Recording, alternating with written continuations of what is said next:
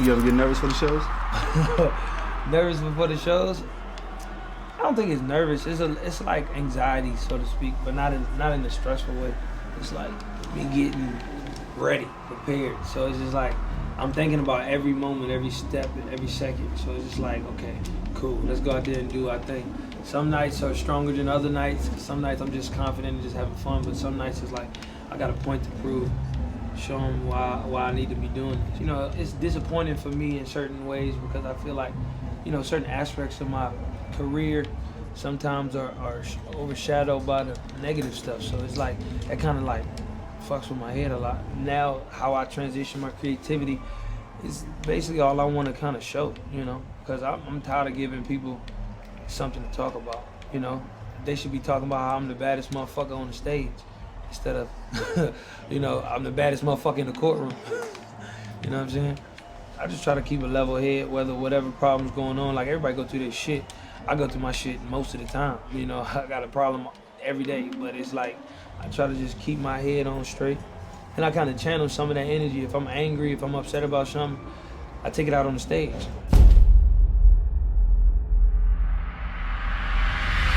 Swear to God, I'm moving on. Standing here with a guy right now that knows everyone on the red carpet and everybody wants to work with him. It's been a blessing. I just can't do nothing but thank all my fans. I just appreciate all the support. It's been incredible. I ain't going back no more. I ain't going back no more. I ain't going back no more. The winner is Chris Brown. I just want to say thank all the fans. I love you with all my heart. You're 23 years old. I mentioned you came out with your first music when you were 16. You were discovered at 13. Chris Brown, Riding High. Brand new CD out, Fame. It's out today. Already has 3 #1 hits, a 4th one climbing the charts. He's been labeled hip-hop's bad boy. Chris Brown is accused of assault and battery. The alleged fight broke out inside a Lamborghini that was I'm going to tell you located. something. Let me be honest. I was disappointed, almost felt let down because I said, this kid could be the great superstar. Sentenced to 5 years of probation, 180 days of community labor. I lost my best friend. Like, everything I knew switched. Brown reportedly used a chair to smash a window in his dressing room. I guess he's not a morning person. How are you different? I've been humbled by the whole experience, from me losing everything. Most importantly, knowing that what I did was totally wrong. It's also been said people like comeback stories. For me, it's about proving myself to my fans. You put me on layaway. You just left a hot shot. I think that it's over. I think that it's over.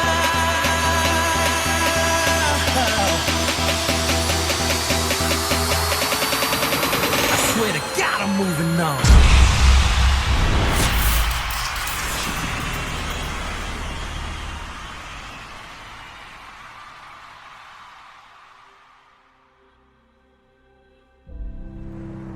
From a small town, Tappahannock, Virginia. As you see me throughout my journey, I was about 15 when I started. Tell me, Paris, have you seen love? It was about 5 minutes. It was a good start for me as a kid to be able to kind of start off green in a way. Chris was very, very active at a very early age, probably 1 before he was walking. He started out in child care because I ran a child care center. And he was probably one of the most active child in the facility itself. Since he was like 2, he wanted to look at Michael Jackson videos and dance. I mean, he could come to my house and get in between the doorways and actually climb them and do backflips, you know. So he was always full of energy all the time. He would go over to relatives' houses and whatnot, but nobody wanted him to spend the night because Chris was jumping from bed to bed. I was a fan of Michael Jackson's all my life, of course. So he would sit in front of the TV. He would try to mimic his moves. Being able to see stuff on TV, whether it be my idols, Michael Jackson, or anybody that I looked up to at the time, you know, and be able to try to put myself in that world. I just tried to always look at it like, okay, I could do that, you know, being from a small town, you know, where there's not too many opportunities, but have that mentality to try to push forward and be something bigger and greater. In school, he liked to be the center of attraction. You know, it's cool upbringing, you know, real country. High school, about maybe 500 kids, and my graduating class was probably about 30. Chris was a happy-go-lucky type of kid. He was always smiling, always moving around, dancing. Every now and then you might catch him over there singing. Even on the basketball court, he was somewhat, I guess you could say, creative and always moving and had different moves than the other kids. I used to go to all of his games. He used to show off a lot. It was like doing his moves on the court, and I'm like, are we playing ball here or what? He was really artistic. He loved to draw.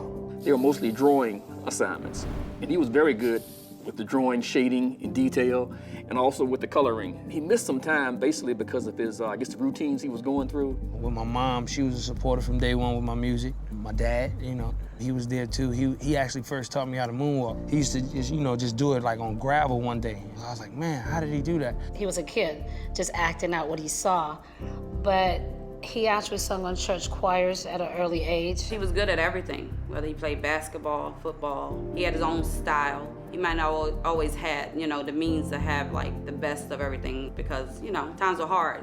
But he would take older clothes, rip them up, tie them back a certain way, adjust them and make his own style. He would dye his hair red. And then he would go to school and sing like at basketball games and football games, and all the girls would crowd around him, so he really enjoyed that. I hate performing when there ain't no girls. When there ain't no girls, you just take the life out the performance because you can't just...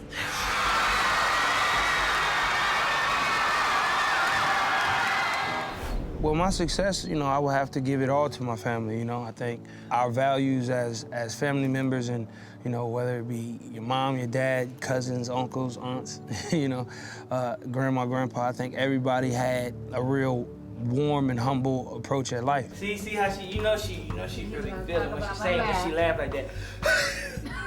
Listen. Look at her. Chris's mom, she was very supportive of his career. From the beginning, she always believed in him. She's actually one to say, you can sing. His father worked at the gas station. As a guy came by, he said he was looking for some talent, and his father said, well, you know, my son sings. It was something that I knew that he was just interested in, so I just went with the flow. She pretty much dropped it and went to New York to be with him. From there, they did a little video, and the video got in the hands of L.A. Reid, and L.A. Reid saw it and fell in love with him. When I heard about Chris, L.A. Reid, one of my influences, he said, you know, I really wish that you can have a conversation with Chris. I mean, you tell him what you want to tell him, as long as you tell him to come with me. Tell me about the phone call from Usher. That must have been a little bit crazy. I mean, it was exciting because like I never talked to a celebrity before. Yeah. But like it was my first time. He called me. He was like, "What's up?" And I was like, "Who this?" He's like, "Oh, Usher." I was like, "Oh, word?" I told him to make his decision where he goes based off of what's real more than anything. You got to rock with family. So he was like, "Yeah, man, I hear you about to get signed with a different label." I was just asking him, like, who should I go with? And he was like, just make sure it's the best decision for you. Whatever decision you pick and whatever decision you make is the best for you. That was our first conversation across the board. It started from there.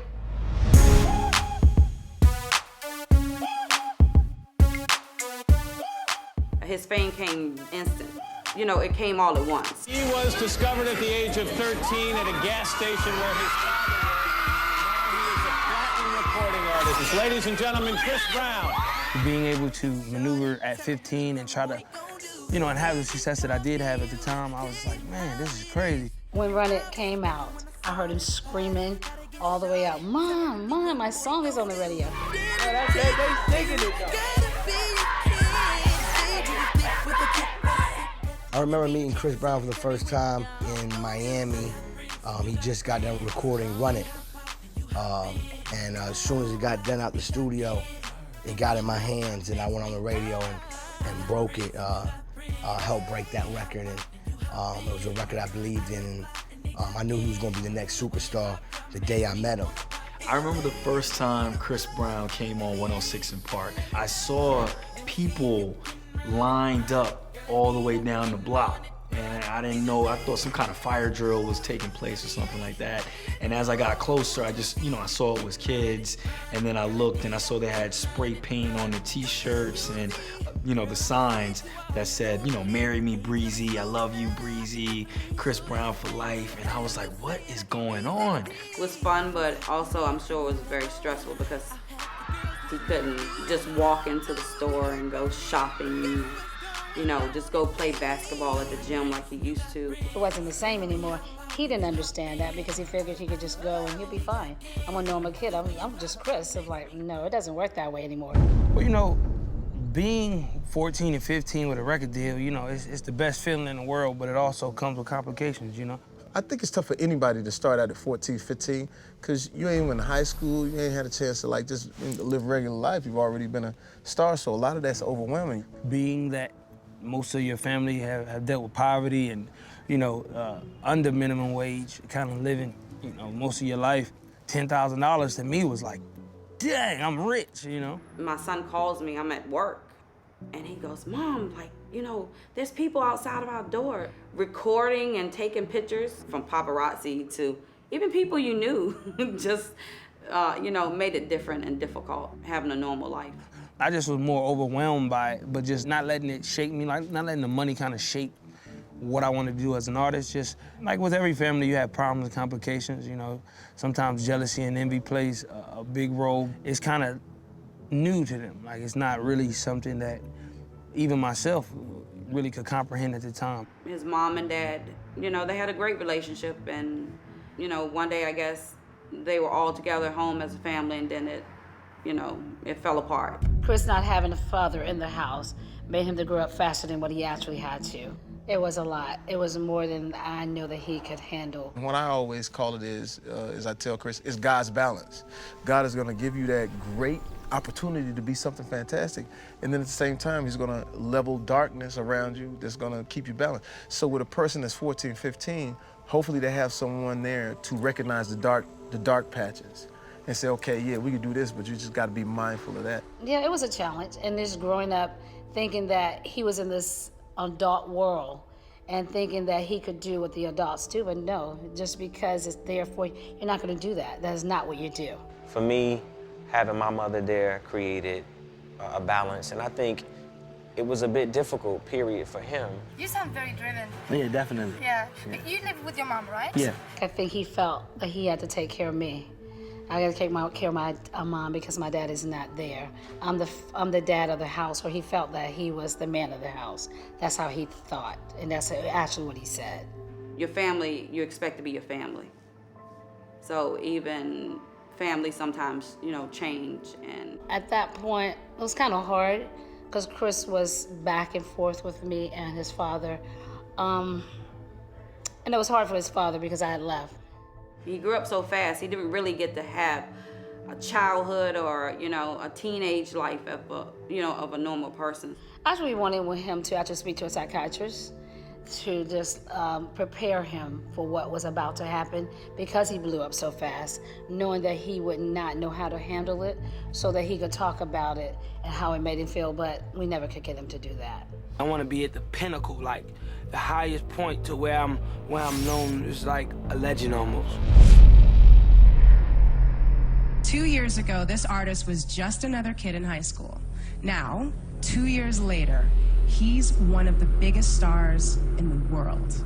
Tonight, performing at the VMAs for the very first time, Chris Brown.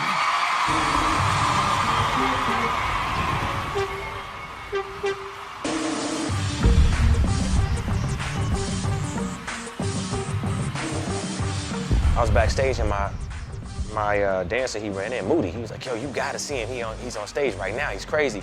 And I was like, I'm coming. And out of nowhere, I heard like this groundswell of like hysteria. You know what I'm saying? Like it was just loud. It was loud as it was when I was on stage.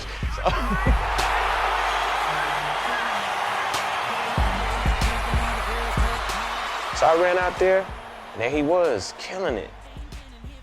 And then I realized, oh my God, he's truly gifted. He's talented, man, in a way that we haven't seen in a long, long time, you know?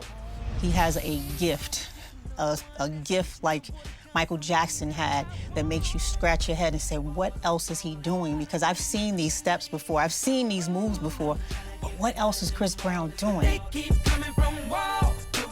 But when I got in the game, I kind of was like, I wouldn't say alone, but I was like, to myself, I had to prove myself. People wanted to be like, okay, well, cool, well, what is this kid about? Or what can he do? I remember Chris's first BET Awards performance.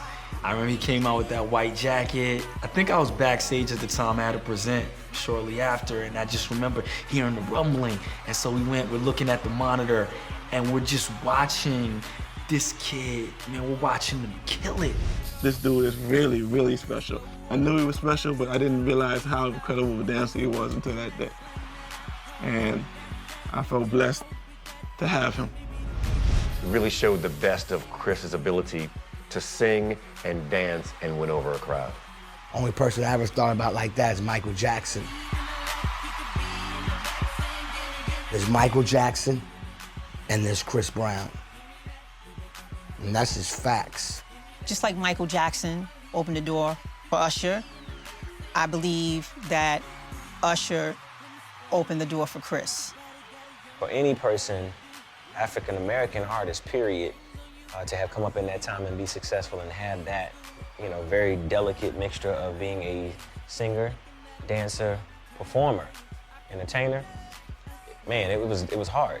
He was a trailblazer. He was setting the tone. There was a shift in how things were sounding, and there was the shift that was happening from the grungy street sound and how rap was just so hard to how hip hop and R&B and everything was like turning into more dance and more fun. When I first heard Chris's sound, I just remember it was just like kids just getting always down like on the streets and doing all these beat-bop dances, and like, I'm not a dancer, but I definitely was dancing. And I think what Chris started was kind of like that confidence boost in not only males, but I think in females too, and I think he paid a lot of respect to the dancer community. I just remember seeing this young, fresh-faced kid, like, who's about to take over the world in so many ways. Because it seems like this whole thing just happened so quickly. Like, how does it seem for you? It's just a blessing. It's been going real fast. Yeah. Everything's been happening so fast. I was excited for him, and he was so excited. But after that, I guess he blew up instantly. We was on a tour, we went here, we went there. Everything was, and he was so excited and so happy in the music industry at that time. Chris Brown? What's up? Chris Brown? Yeah. Hi. Hey. It's your boy Chris Brown, man. You got to run a siren on it, man. You got to drop it. You got to do the dang thing on it, man. You already know how you do it on Power 106 where hip hop lives. I gotta give her game proper, spit it so she get it. That she is, I gotta stop her. Yeah. Or should I talk about a smile? Or what about a style? I'm out of time. She's out the door. I gotta go for mine. And once I got an opportunity to continuously make music and be creative and dance and show people my talents, I think that overpowered everything as a whole. I think people kind of saw it and kind of took it for what it was worth, and it was like, oh, you know what, this guy is really talented. I think he has potential. I think he can do his thing. What he was able to do as a performer was kind of effortless in the way that he performed. I don't know if it was just his passion for it or the fact that he was well studied, or just the simple fact that he just knew where to put every move. It was just perfectly placed. He knew his choreography. He was well prepared, man. But greater than just understanding choreography, he understood the magic of singing and dancing. And that right there is a technique that not every artist understands. It takes a lot of hard work and focus. And as a teenager, for him to be able to do that, I just knew that this kid definitely is headed for major success. Performing a fun new anthem, Chris Brown! I think he definitely helped take kind of R&B and hip hop and make it more popular, for sure. Make it more pop and more radio and just more top 40. He definitely has his kind of finger on the pulse of the sound of the streets. There's lots of great singers, there's amazing, great artists out there, but not everybody sings and dances and performs on a level like a Chris Brown does. Team Breezy, they go hard. They were crazy. Anytime we had anytime he had a video, it was always voted #1. Anytime there was like any type of competition between him and other artists, he would kind of always blow people out of the water. I just try to put 100% in everything I do, my music, you know, what I'm doing as an everyday person. So, you know, I just want to influence and inspire the world just to be better, you know? No doubt. Hopefully be better with my music. He had this energy about him that was unreal. Like, he was non-stop. Every song he played, he had a different idea for it. He had the video for it.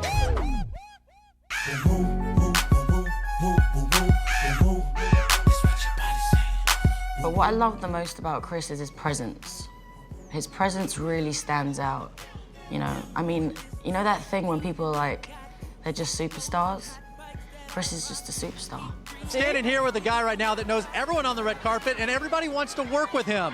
He's got 3 nominations tonight, of course, Chris Brown. How you doing, buddy? I'm good, man. How about yourself? You good? Are you kidding me? Hanging out with you guys? A great year for you. Yeah, it's been a blessing. I just can't do nothing but thank all my fans. I just appreciate all the support. It's been incredible. And the winner is Chris Brown.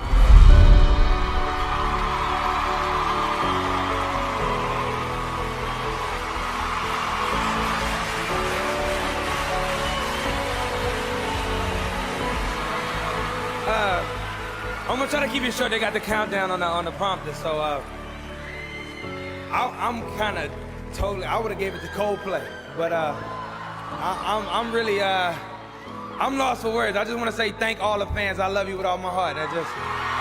Thank you. You know, I went from, you know, being on top of the world, #1 songs, and, you know, being kind of like America's sweetheart, you know, to being Public Enemy #1.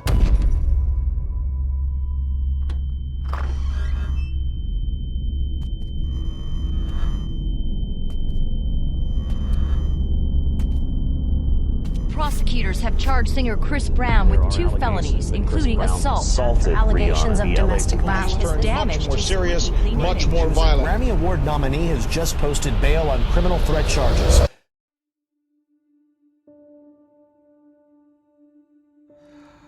I think I was about 15, the first time we actually met.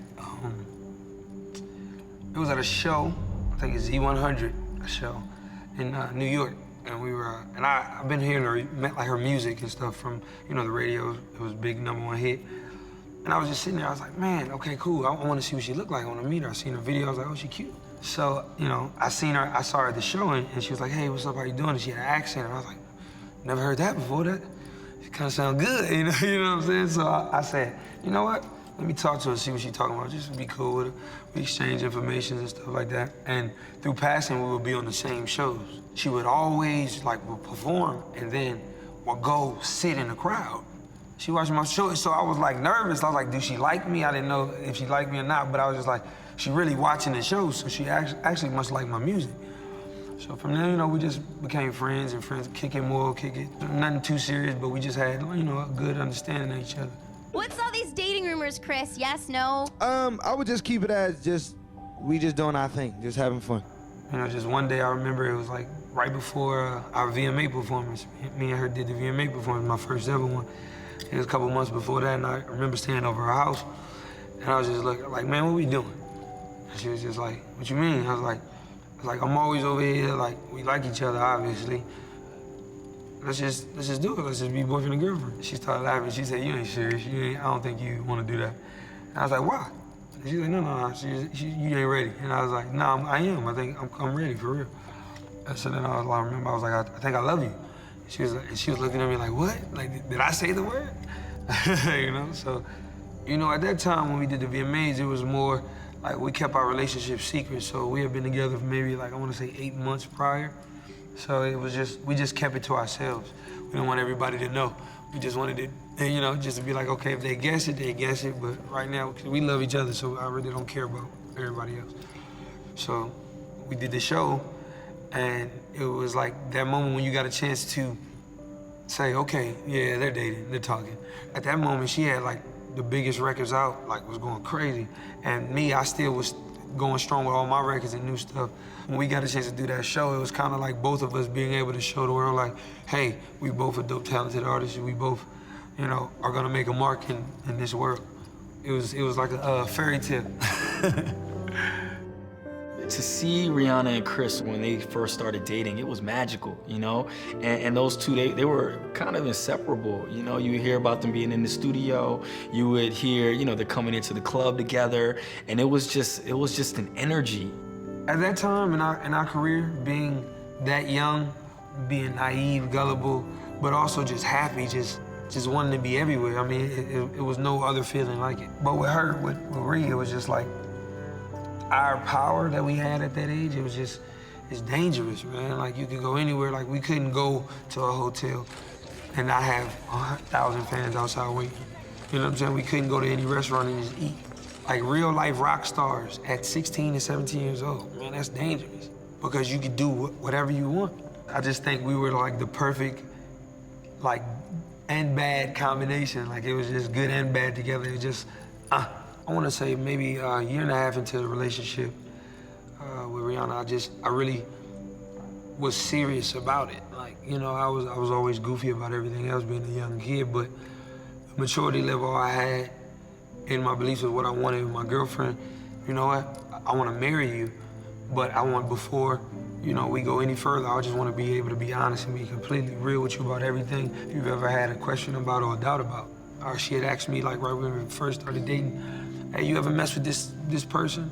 And this person, she worked for me at the time. And I said, nah, man, you know what it is. Just, you know, I brushed it to the side. One, I didn't want her knowing my business. Two, I just didn't know who she would tell if I tell her what I'm doing, you know what I'm saying? So around like the 8th month, or maybe like a little bit after that VMA performance, I just broke it to her. I said, hey, I want to marry you, but I want to be real with you. I want to be honest with you and tell you, you know, everything.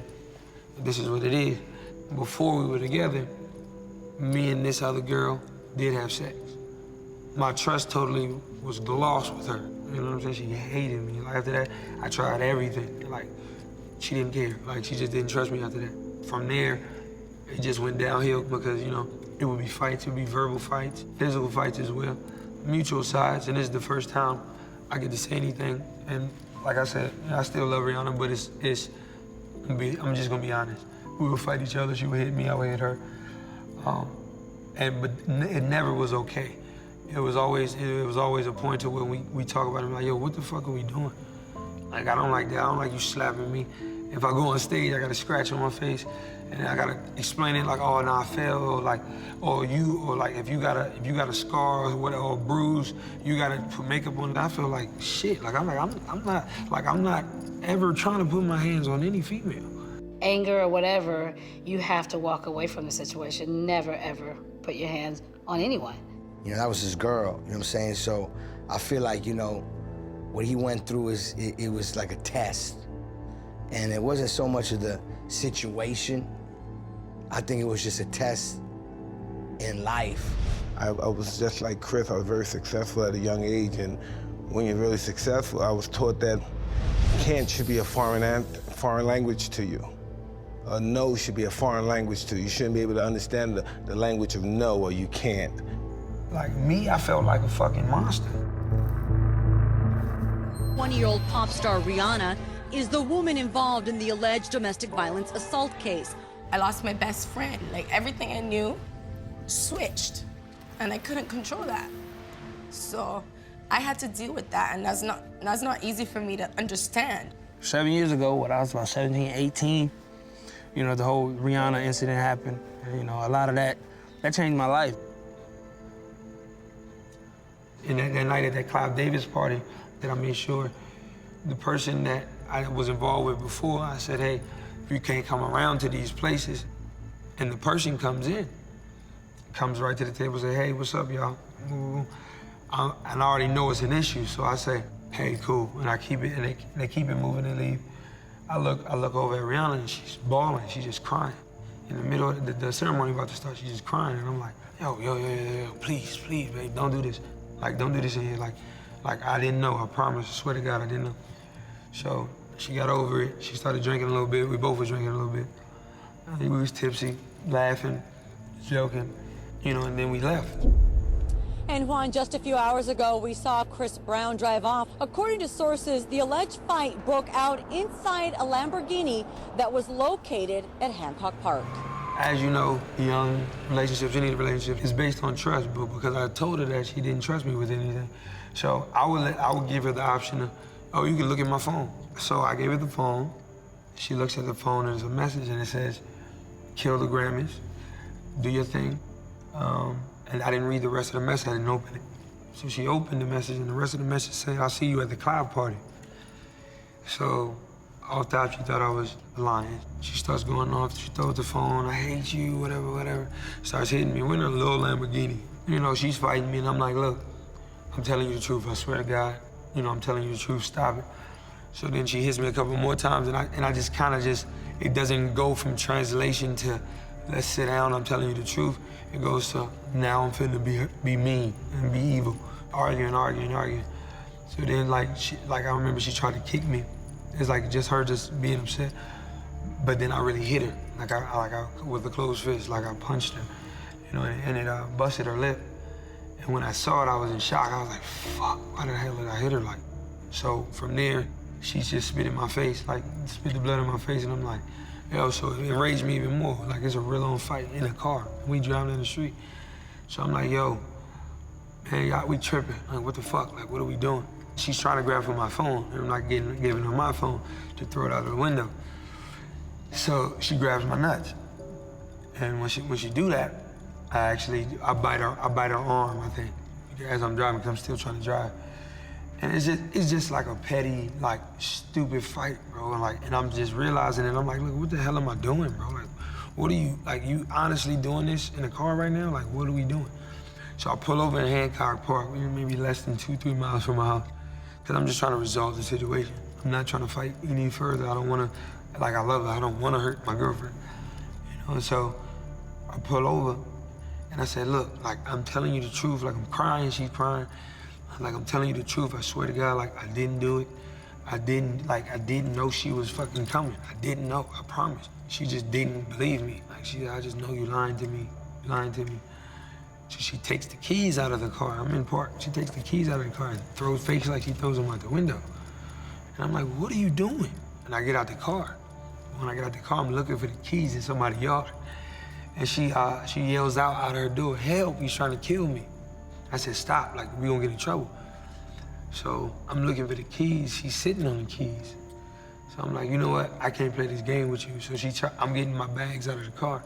She takes my CDs. This is back when I would record on CDs. You couldn't put it on your phone when you leave the studio. So I had new music and she was just scratching it up. I just seen her scratching it up with the keys. So I saw her snatch the bag. And I was like, you know what, you got the keys, you can drive home. By this time, her lip was busted. She had a knot because I pushed her head up against the window. And you know, a lot of the times, like, I look back at that picture and I'm just like, yo, bro, like, that's not me, bro. That's not me. Like, I hate it to this day. You know what I'm saying? That's gonna haunt me forever. I was hurt the most. Nobody felt what I felt. It happened to me. And it happened to me in front of the world. It was embarrassing, it was humiliating, it was hurtful. You know, it's not easy. Chris Brown is accused of assault and battery. You're a great dancer, a great singer, you're popular, known all over the world. You ever say to yourself, I screwed up? Can remember the night when he called me and we was in LA and the incident had happened. And he said, Mom, please come. I just did something really bad. Like, oh my God, what is it? And this was the Grammys, the Clive Davis party. We had just left with him and Rihanna at the table. And I'm like, my heart just dropped, but I had no idea what he was gonna tell me. And I get to the hotel and he's laying in the bed crying and crying. And he was hiding, of course, crying like, Mom. Mom was like, what did you do? And he told me, I was like, oh, that was the worst day of my life and probably of his life, because I just saw that he was just a broken person. There are these moments, right? In every artist's career that they say, what the fuck was I thinking? He was laying in bed and he was crying and he was devastated about what happened, but his main concern was, oh, how was she and was she okay? Of course, legal went down and he was arrested, or he turned himself in. So he was just devastated, and just seeing him in that state was the worst ever. And I felt like I was gonna lose my child. I hated myself, you know, so I was thinking about suicide and everything else. So it's just like, fuck. But from there, I said, you know what, I'm gonna just take everything and like it's come. My consequences for my actions have to be dealt with, you know. I turned myself in the next day. When I first met him, he was 18. The male's brain doesn't fully form in impulse control until you're 25. About 6 years ago last month, I got a call from a buddy in New York who said, it was the morning of the Grammys, it was a Sunday, it was about 6:30, and my buddy says, there's this guy, there's an arrest warrant for him, LAPD's looking for him, his name is Chris Brown, and the complaining witness's name is Rihanna. He called me, I think it was maybe an hour or two after it happened. And he was scared, like in disbelief, like he couldn't even believe this was even going on. I couldn't believe that. But he was, he was scared. I have been through a lot in my life, but that was the most devastating thing I've ever had to experience, to see the hurt and the pain on his face and not knowing what was gonna happen to him. I look at it and it's really like, how could I be that person? Yeah, well, the case originally was an assault with a deadly weapon, criminal threats, various charges like that involving strike offenses, serious felonies. He wanted to immediately take responsibility, wanted to plead guilty. Plead guilty, didn't argue, didn't say, hey, now let me fight this case and take it to trial, and just say, hey, she fought me back. No, I'm not. That's not where my head was at, and that's not where it is now. You know, I loved her. You know, I wanted to protect her because I did too much stuff to her.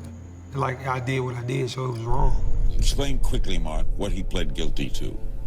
Assault, basically, was what it is, a felony assault charge. The hardest, person to say, like, I'll talk about it to would be, I would say probably my father.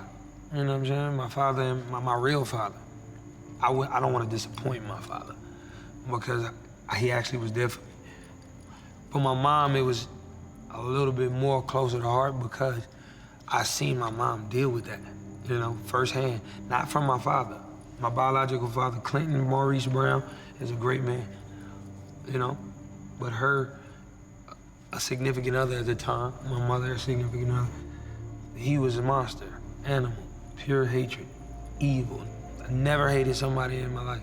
Like, if I could kill him, I would. So I promised my mom one day, I said, look, Mom, if I know you tell me not to do like crazy shit and hang with these niggas and do what I do. I said, but when I get 15, I'm gonna kill him. Like, I'm not playing, I'm not joking, I'm serious. I'm gonna take his life. So that's the kind of hatred this guy brings for me, and fear and stuff like that. So I'm terrified of this man. I would be at home, He blew his brains out when I was 6, but he didn't die. Like, he shot himself in the head and he went blind and shit. I was 6 years old, bro. Like, the fuck? How does a kid deal with that shit? And then, being that he's physically impaired now, it frustrates him more, so he's in a depression. So, but he takes it out on his girl.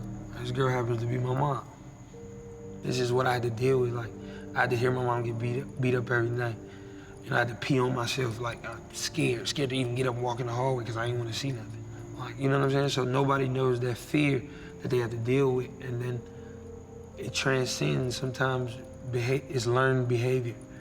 So me having to see my mom look at me through that light, like, I just saw him.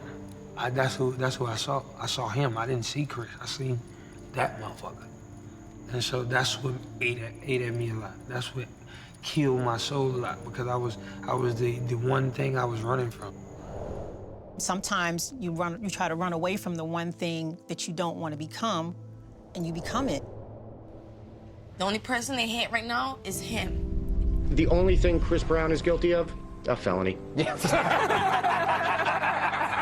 We don't know everything that went down. This is a tough one. He's in huge trouble. We're not going to put up with domestic violence as business as usual, and I think we should just take this and keep moving with it. I think that he should be thrown in jail. We're saying he should get treatment. It was a weird, confusing space to be in, because as angry as I was, as angry and hurt and betrayed, I just felt like he made that mistake because he needed help. The label, the name woman beater, is something that I would say to somebody. You know what I'm saying? It scares me because I would place that judgment on somebody. So when people say it, I don't get mad at them. I'm more mad at myself because I feel like I am the reflection of what they're saying. To have that type of success that music brings, people really look at you and look to you for inspiration, for hope, for light, for all of these things. And that pressure can sometimes be so tremendous. You are a rock star. You live in a world where they want every piece of you because they need to sell a story. He said that he feels really bad about what transpired, that he's going to meet with his pastor and hope to become a better person. There were reports he's gone to anger management classes. Besides that incident, you know, it's like a domino effect. It brings other things to happen. It brings up rage and anger, and we don't understand why we're angry because we think people think about us in a certain way. I'm gonna tell you something, let me be honest. I was disappointed, almost felt let down because I said, this kid could be the great superstar. You say, how could I be the best in the world and people still talk about me? And that's just what life is about. You know, overcoming emotional quagmires, adversity, becoming stronger in life, you know. If you didn't experience any kind of emotional conflict with yourself or with anyone else, you know, under the lightest struggle, you know, you just crumble. Sentenced to 5 years of probation, as you said, 180 days of what Judge Schnegg calls community labor, and he has to undergo a domestic violence program for 1 year. Well, the first time I walked in the courtroom, I was super nervous, you know? I never even did jury duty, so I was like, man, I don't know what's gonna happen here. I'm not used to this environment. This is a guy who's gotten kind of everything he wanted since he was 16 years old. But once you step into a courtroom, you lose all control. They wanted me to do jail time. You know, there was a lot of women's rights groups that were calling in and demanding that I had jail time. You know, I was terrified, man. I was only 17, I think, about to turn 18. And I was like, man, I'm about to go to jail. Is this how my life turned out? I got out of my situation in Virginia and made some of my life and I'm going right back. That's how I felt. This is where the process begins. And there has been speculation already by some that this really will end Chris Brown's career. His drive, his enthusiasm, his excitement about everything was gone. It's hard to go from that admiration from the world to all of a sudden that judgment from the world, and being able to balance that and understand how to maneuver through that. That shit is not easy. Being on probation is like the hardest thing ever. I know that was a tough time. Any little thing could be a violation. I did go into a deep depression. I stayed in my house for 3 months. Stayed in my room, didn't come out. They would bring my food to the door. My homies would be like, come on, man, what's up? And I just sleep in bed, stay in bed all day. Some of the greatest artists in the world have fell, from that, and may fall to substance or things that just really cloud their judgment, cloud their ability to kind of see their way through it. I wasn't sleeping, I barely ate, I just was getting high. I would pop a couple Xanaxes, drink some lean, and just be like, I'm good, and be a zombie for the rest of the day. I remember being on video sets and falling asleep, cussing people out, not knowing why I'm mad. And then I wake up the next day yeah, we gotta shoot the video. They be like, dude, we shot it yesterday. I'm like, dang, so that's when I knew it went bad. And I said, hey, man, I'm not telling you nothing that ain't nobody told me. I'm not telling you nothing that Quincy Jones didn't tell me or Oprah Winfrey didn't tell me. I'm just telling you in a flyaway, do your thing, have fun, but just always remember that if the people that are around you don't have risk like you do, it's probably not cool. The more light we get, the more we have to hide our demons. That's pretty much a deterrent to see who we truly are. The light. The light is the demon. It's blinding you from seeing him. The elephant in the room is the fact that there's been some very tumultuous things that Chris has experienced in his career, right? Well, I'll talk about it. Everybody has shit that they go through, but not everybody has to deal with it in front of the world. 20-year-old. He's 19 19 to 20. They're like almost kids, but they're, driving these fans or loss in revenue. If Chris Brown doesn't see either, it's likely he'll continue on this path. One day I just started thinking about it. Well, if they all hate me, I want them to hate me because they can't beat me.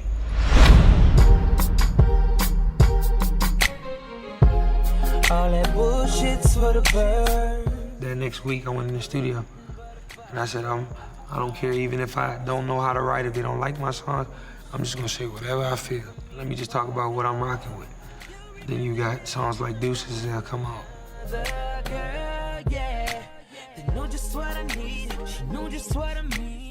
No bullshit.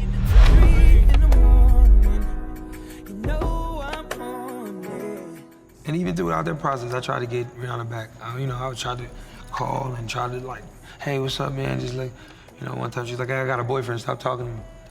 I was like, whoa. So I said, you know what? Cool, let me just be me then. So putting all my records out, the pain records, the ones that when I'm at my lowest point, and it's like back against the wall, nobody thinks I'm gonna come up the underdog status. I got a Grammy off of those records. I don't know, man, I'm nervous. I don't know what to say. Team Breezy, man, it's all for you, man. All my fans back home, I love y'all. So, we got one. Thank you. Throughout that time, I was able to meet somebody else. Her name's Karuchi, I met her, and she kind of got me through the times. Like, was like, you know what? Cool, like I'm really cool with not turning up as much. I admit I still did. I will only do that only because I didn't know how to cope with dealing with being in love with her and Rihanna at the same time. What would the Chris Brown sitting next to me right now tell the Chris Brown 1 year ago?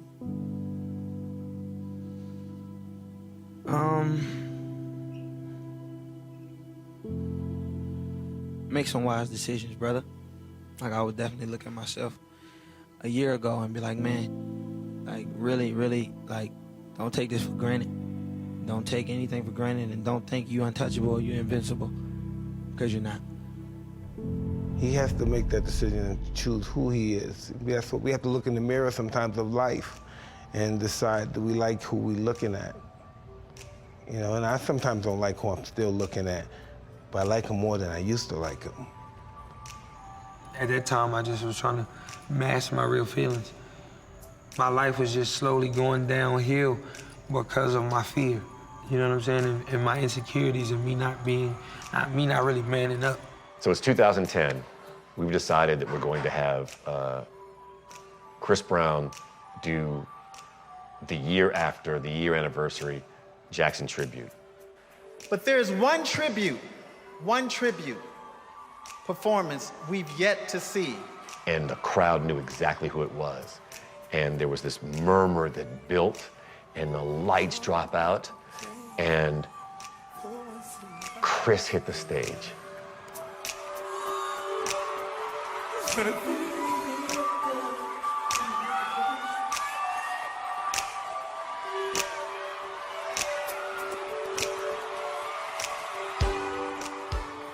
It was so surreal, man. I was hosting BET.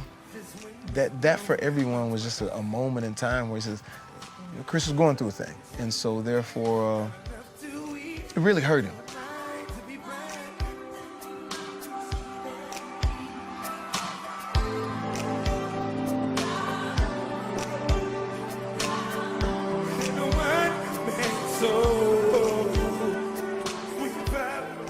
There was a lot of things happening. First of all, we were giving Michael Jackson a real great send-off, a passing of the torch, if you will. And then he poured his heart into it, man.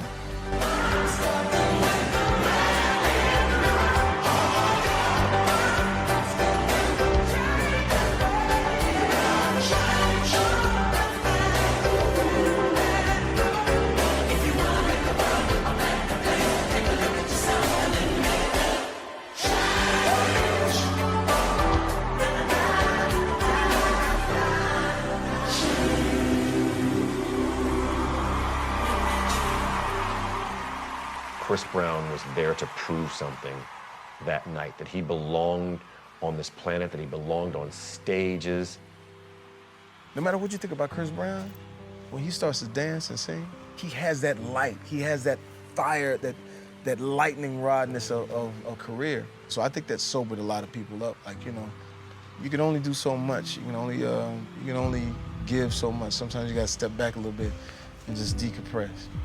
Everybody's human and everybody makes mistakes. And if God can give us mercy, why can't we have mercy on each other? You may have heard about Chris Brown's appearance here on GMA on Tuesday. He and I had a brief interview, and then he performed a single from his hit new album. And it's what happened after that performance that unfortunately made headlines. Chris Brown did become very angry backstage here in our studios. Talking about his past clearly touched a nerve, and his behavior now has everyone talking. The Good Morning America incident, man. Chris Brown riding high, brand new CD out, Fame. It's out today. Already has 3 #1 hits, a 4th one climbing the charts, and the album is #1 on iTunes today. It's a far cry from the last time the two of us sat down, just months after he pled guilty to felony assault. He took responsibility for hitting his then girlfriend, Rihanna, and has spent the last 2 years rebuilding his life. Chris Brown, how are you? I'm pretty good, yeah. Everything's good, yeah. That morning, I remember my album had just came out that day. Supposed to be a big promotion because, you know, all the songs were doing great. Deuces, Look at Me Now, all these big records, Yeah 3 Times. There were so many records that were kind of just elevating and transcending life instead of the negative that was in my life. So that morning I remember, and I would always do this, I would prep before any interview. I would say, hey, look, these are the terms and conditions of the interview. You cannot ask this question, you cannot ask this question, and we need you to sign off just so we can take legal action if you do. And thank you for sitting down for just a moment before. It's all about the music. Your fans are here, but you have been very good about talking with me a little bit about this because we've gone through it and talked about it when I went to your home.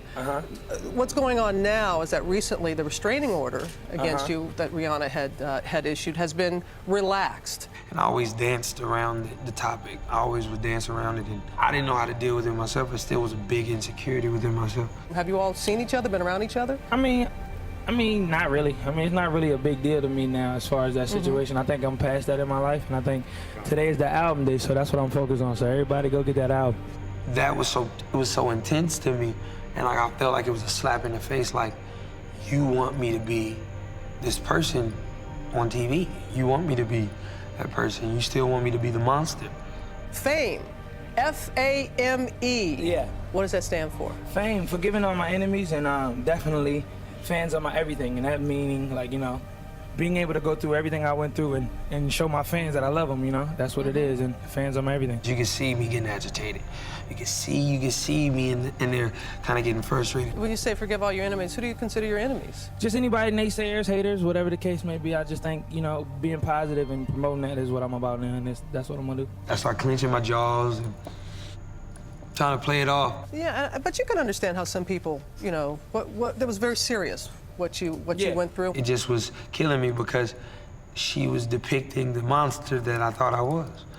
Have you been able to? How have you been able to? I've been focusing on this album, you know. I think this album is what, you know, I want people to hear and want people to really get into. So definitely this album is what I want them to talk about and not the stuff that happened 2 years ago. I understand that. I understand that. So I lash out, and it's like an unconscious, like impulsive, like demon. I just walked off stage, and when I walked off stage in the back room, I broke down. I took my shirt off, like I was crying in the middle of the floor, like I was mad punching the wall, like so like enraged. I remember that one of the security guards that worked there ran up. I said, bro, if you come in here, it's gonna go bad for you. Shattered window, which Chris allegedly destroyed after he stormed off the GMA stage. And they think I threw a chair through the window. I punched the window. Through my anger, like I didn't know how hard I hit the window, and it actually shattered. And I was like, fuck. I just remember just leaving the building. I said, I gotta leave the building before I do something else. I just remember running outside. We hopping in the van, you got pictures of me with my shirt off in the middle of the street. Like, I was crazy, man. That's like psycho behavior. I think Chris has gone to the bottom at some point in his career, or at least he's felt that way. But when you're Chris Brown and you that big, you know it's the biggest camera on you at all times. Fuck $10. Give me my key. Let's go. We gonna turn this whole spot up. You got it right here. Fighting with singer Frank Ocean, reportedly over a parking spot. According to reports, both Chris and Drake were hanging out in the VIP section 1 minute. The next, fists and bottles were flying, leaving the club completely trashed. Several people hurt. I definitely think it's extremely important to walk away from a situation before anger gets the best of you, because everything after that is a consequence. You have to focus on the choices you make. And me, I was a fuck it kind of dude. So it was like, I didn't give a fuck. So I'm like, fuck it, I don't care. Fuck it. That mentality don't only last for so long. Then you go to jail. And Chris Brown, he's in a Washington, D.C. jail this morning, charged with assaulting a man early Sunday morning outside his hotel. Paula, this is a serious charge, and Brown already on probation on a domestic violence charge. Carucci broke up with me, and I was like, and I didn't know how to deal with it at that time. And I just was angry. So then when I got to D.C., that's when I caught that case. I broke one of the guy's nose. Chris Brown in jail this morning and could face the reality of prison time after this latest incident, his third run-in of the year. The victim says in the police incident report he attempted to get into a photo with Brown, and the rapper said, quote, "I'm not down with that gay expletive. I feel like boxing." Brown then punched Parker in the face. That caused me to check myself into rehab. I checked myself into rehab for anger management. Hopefully rehab will be a new start for the singer. He seemed to be hinting at that in this recent tweet. In order to go where you have never gone, you have to be willing to go where you have never been. Try to figure out what makes me tick, what makes me this aggressive. Why do I have to be this impulsive? Why am I this person? I think that this being his third violation, the judge is probably going to throw the book at him.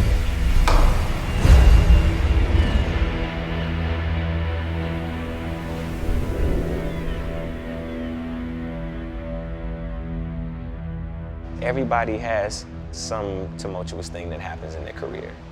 The way you rebound from that is what makes you who you are. If you didn't have something to go through, it wouldn't be worth it when you got to it. Chris Brown has checked into rehab. The singer's rep announced Tuesday night he's chosen to enter a facility. His goal is to gain focus and insight into his past and recent behavior, enabling him to continue the pursuit of his life and his career from a healthier vantage point. During that time, I had to do community service and go to the rehab. Rehab helped me to a degree. Not to discredit anybody there, but I think because of my lifestyle and who I was envied a lot by even some of the staff and some of the people that worked there. Chris was thrown out today for breaking internal rules. Sources are telling us that Chris had an inappropriate, is how we're being told, a relationship with a worker there. So I get a call up to the office. They say, "Oh, somebody wants to speak to you." So I walk up to the office like, "Okay, cool." 7 cops just come out drawn, guns drawn. Get down on the ground. I'm like, what the fuck did I do? So the woman, I guess, she lied and said that I talked about threatening with knives and guns, and I like to hurt people for fun or whatever it is. Like, if you look at any of the reports in the whole time I've been there, there's never been no incident of me saying anything like that. I said, why would I even randomly joke about that? You know what I'm saying? So I could see that it was somebody set me up. So automatically, they called my PO and said we kicked him out of rehab. And then the judge said, well, go pick him up. County jail, here I come. I don't think that there's any doubt that Chris Brown is not guilty, and we want him to be found not guilty. He's been there for 90 days. He was making tremendous progress. Do you have a bad day? I have bad days sometimes. Do you say things you'd like to take back? I certainly do. So I don't know that being in a therapeutic session and you're talking about your reflections and you say one sentence means you go to jail. Seems to me to be counterproductive to therapy.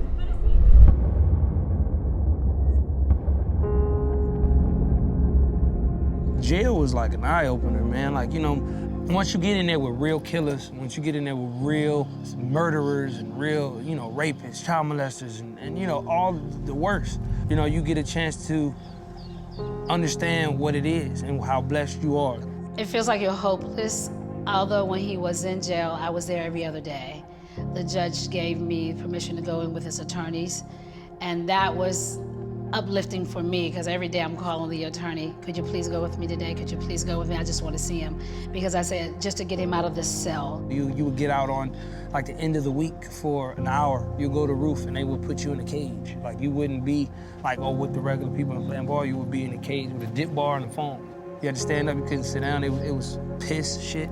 Like people would shit right on the floor. It wasn't sanitary, you know, it was jail, you know, at the end of the day, but I had to adapt and kind of learn how to mentally be content with being stationary in one spot. That was horrible. But seeing him chained to the table was one of the most devastating things, to chain his arms up to the table. And, you know, I just like, it broke my heart, but I couldn't cry. I was like, he can't see me crying because I see him. He come in there like, I'm so happy to see you. Glad to get out of the cell. Even with them extraditing me, I had to go to court in D.C. getting on Con Air. Like they shackle you from your hands to your feet around your waist. And you walk, you get on, and you walk right in the line. You're in there with marshals with real pistols and tasers. The idea that somebody would be bussed by the feds cross-country for a misdemeanor case was probably unparalleled. I mean, it wouldn't be done absent being Chris Brown. For me, certain jails that I went in didn't have like isolation for, you know, high class or whatever it is. So you would go into solitary, you go in the hole. So I would be in the hole most of the time. So people don't understand what the hole is. You're in a room with a metal door with no windows, like a metal door, and you're in a room. You can touch both sides of the wall, and the bed's metal. You get a cot, but it's nothing. It's like thinner than your sock. They'll bring you your food, slide it through the door, and that's it. You know, so I would draw murals on the wall of like just anything that I was being creative, just keeping my mind going.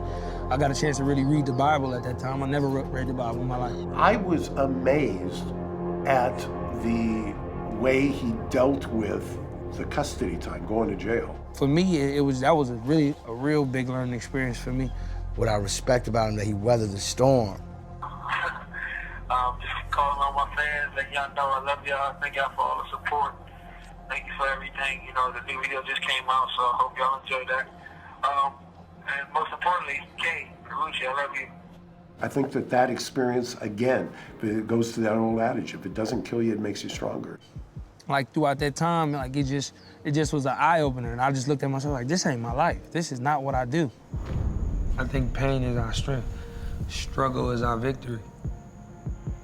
Even me being as a young black man, or anybody that's oppressed or been looked less of, or kind of like, you know, thrown out to the wolves, like I just think our pain makes us fearless, you know?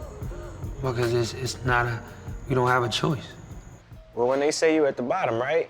There's nowhere to go but up, always. Thought it was over. The controversial singer was released early Monday in Los Angeles, according to authorities. As a refresher, he'd been in lockup since March when he was arrested for violating the rules of a court-ordered rehab center. I was released from jail, I think July 6th. And it was a Sunday. I just remember, I was like, whoa, they came and got me. I kissed the ground when I got out and everything. Went to Burger King. I was like eating every burger you can name. And then I went to my girlfriend at the time's house, Kay, because my house was down the street. I just didn't want to go to it. So I stayed at Carucci's house. When Chris Brown was locked up, them fans was fighting. And when he came home with a celebration. And that's what it's about. When you in jail, you have a #1 record. And the people got love. They love Chris Brown.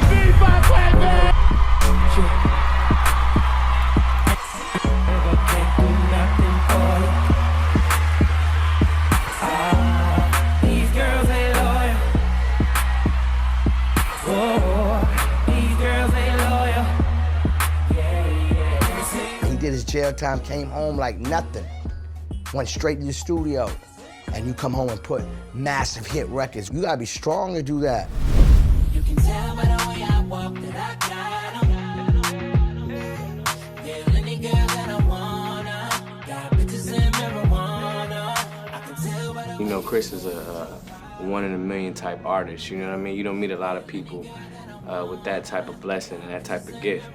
He's like he's figured out how to like really explain what he's going through in life and not just like write a catchy song, but make something that really is what he's going through.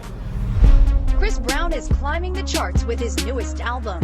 X was delayed through court dates and rehab following Brown's arrest for beating ex-girlfriend Rihanna. He spent 3 months in jail and says he learned from the experience. For me and my spirit, I just want to just be able to kind of like, you know, have some peace, you know, be able to chill and, you know, do what I love, because I was blessed with this opportunity and this talent. So I don't want to waste it. Once I really changed my life and mentally started making cognitive decisions that would better my living and better my standards, you know, a lot of things started opening up for me, you know what I'm saying? Even with just me being just happy, you know, me being internally happy. And, you know, everything was good, you know, and I didn't even know about my daughter.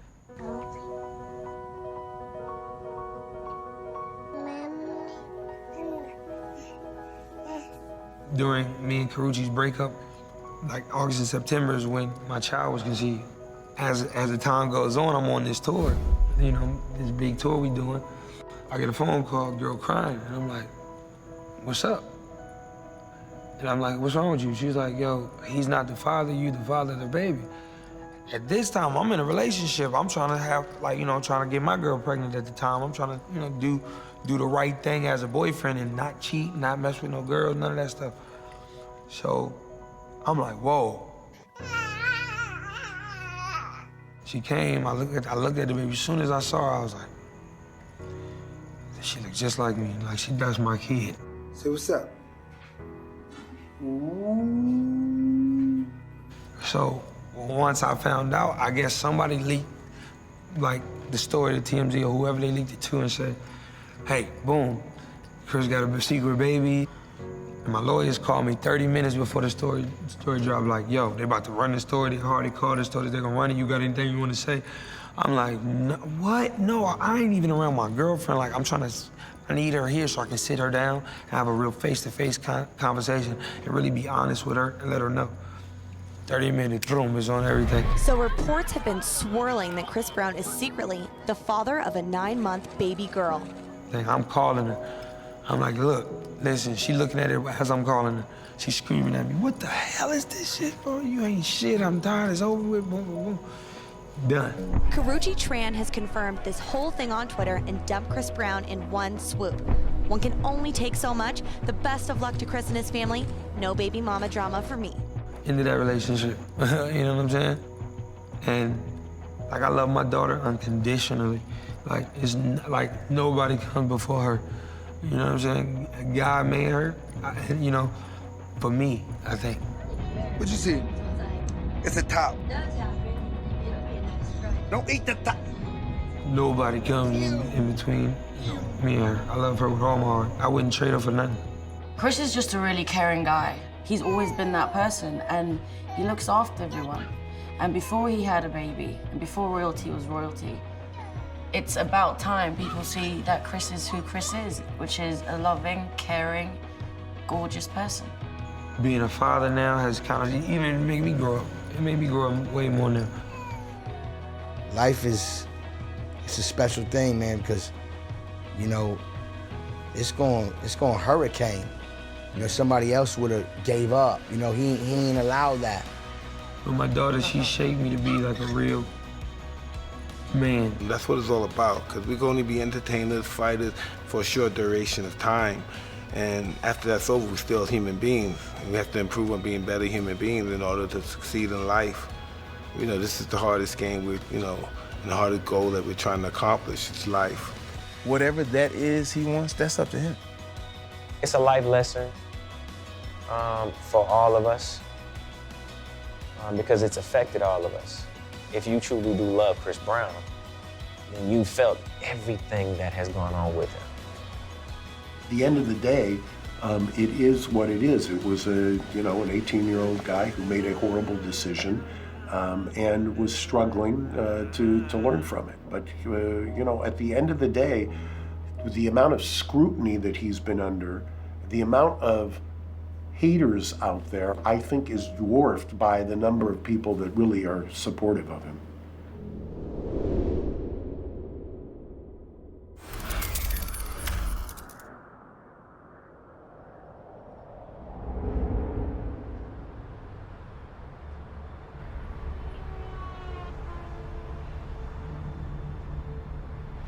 Today, I am nervous, but a little bit happier than sad, you know? Because usually when I come in and do, you know, the whole lawyer thing, go to court, it's always, well, you know, we're gonna have some trouble. And Mark always gives me a speech like, I cannot keep saving your ass. So, you know, it's really a better day now that the probation report isn't horrible, it's actually good, you know? So I'm nervous, but trying to keep it together. You know, I want to get in there and just be respectful and polite. And, you know, if I get off probation today, it will be a miracle and be amazing. Well, today I'm hopeful. We'll see. We've got a good report. He just finished his tour. He has completed his community service.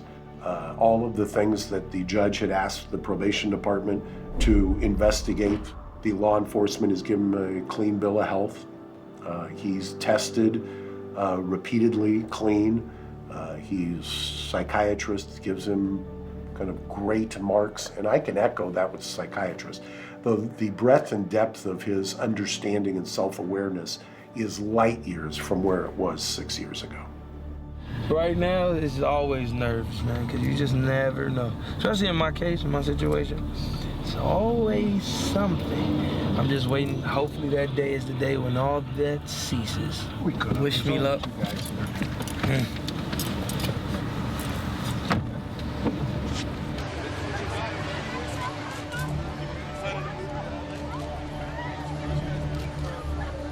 Corresponding matter, People versus Christopher Brown, case number VA 353571.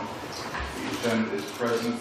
In this matter, the court does not find any willful violation of probation. Probation is ordered terminated at this point.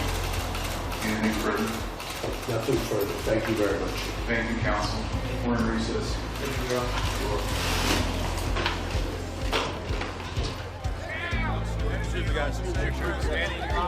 Anything to say, Chris? I'm on fucking probation! Ah! Ah! They terminated my probation. I'm a free man. No more problems, no issues. Nothing. We're great. I don't even know what to say right now. Probably just gonna go to the house, play with my daughter, and figure it out from there. He is at a spot right now and in a place right now that I couldn't be prouder of him. The court terminated his probation today, which is a monumental feat for him. He's completed everything that he was ordered to do. I think he learned quite a bit while being on probation. I think it was instructive for him, I think helpful for him. I couldn't be happier, and I'm delighted for him, and we're gonna go celebrate right now. I think my music is gonna be my legacy, but what I want the people to remember me for is my determination. And I think when my daughter gets older, you know, she'll look at this and be like, man, my daddy crazy, you know? But she'll be proud of the man I've become. You've experienced the travesty in this traumatic journey back to just being a conversation about music and a conversation about artistry. You know, the fact that he's chosen art as another expressive tool, I think is great. There's so many opinions in this world, and he is one strong guy to kind of carry it through and like take that weight on his shoulders and still roll with it. This generation, I don't see nobody coming out like him for the next 10 years. Of this century, he's the Michael Jackson, you know? We thank you for this opportunity to allow us to bless these people with amazing talents and fun and hyper spirits and all that. Thank everybody that's here. I'm glad to see each and everybody in good health, everybody in one piece. God, let us do what we came here to do. I'll give him one hell of a night without the hell, but you know what I'm talking about. In your name I pray, amen. When you're on stage with him, and when you're in the crowd with him, when he smiles, to see that kid in him, man, it's amazing. Chris right now is, and probably for the past couple of years, has been so prominent as far as his influence and what music is right now. I mean, as it is, he's already one of the greatest of all time. The smile that he lost in those middle years is back in earnest now. And what I love and respect the most about him is that he didn't let him mess up his creativity. he didn't let it affect his music.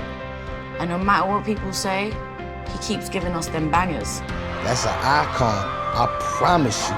Chris Brown is a special person. When you're that special, your trials are going to be great.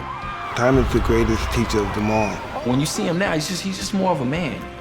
I hope he becomes the biggest superstar in the world. I really do.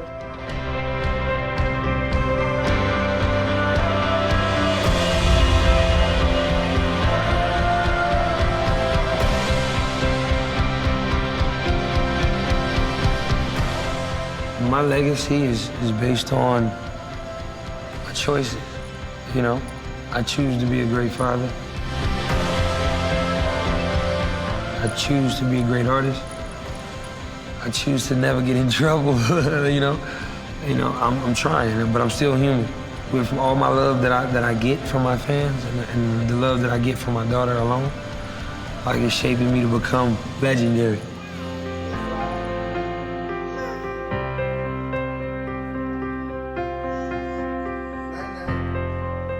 If there was ever a doubt in your mind, Chris Brown was done, he was finished,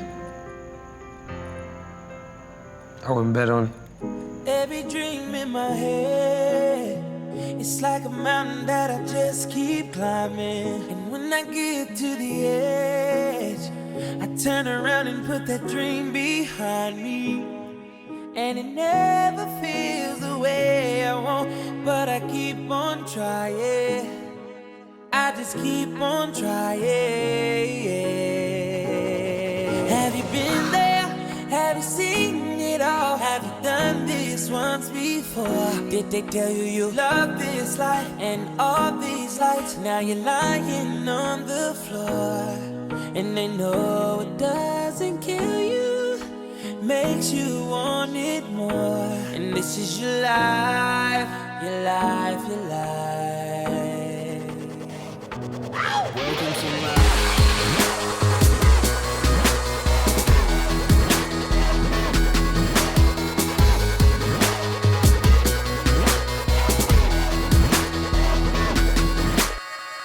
Hello, this my life on your TV. I overdose on that nightlife, them bright lights and bikinis. I keep my hand on that gold bottle. I'm trying to find me that genie. They say money doesn't buy happiness, but I'd rather cry in that Lamborghini. Damn, I don't know who I am. I just know who I wanna be. No looking back, everything is in front of me. I never act like they putting a gun to me. I ain't stuck up. The same motherfucker that I always been. You must got me fucked up. Think I changed when I get that all white pants? Never that though. Been on my job, saying I'm different now. Say I don't listen now. I don't got time to pick up the phone to hear what you bitching about. I'm on a mission, feel like I'm missing now. Wish you were in my position now. You never walked a mile in my shoes, I'm feeling so distant now. Have you been there? Have you seen it all? Have you done this once before? Did they tell you you love this life and all these lights? Now you're lying on the floor, and then your doesn't kill you, makes you want it more. And this is your life, your life, your life. Welcome to I've been thinking too much. I wonder if I did that right. I've been drinking too much. I don't know what I did last night. Try to talk to myself like you don't really want to live that life. I want it all to myself like you don't really want to give that life away. But I gotta leave, I can't stay. Part of me say keep going, that other half say quit playing. Gotta keep praying, even when I got it all these bars and alcohol. Living on the edge, I'm bound to fall. Wanna stay moving, stay climbing. Putting in work, I stay grinding. Looking for the answer, can't find it. That's the truth, I can't hide it. Now or never, forever, that's how I'm living my life. It's hard to plan for tomorrow when you just live for the night. Every dream in my head, it's like a mountain that I just keep climbing. And when I get to the edge, I turn around and put that dream behind me. And it never feels the way I want, but I keep on trying. I just keep on trying. Have you been there?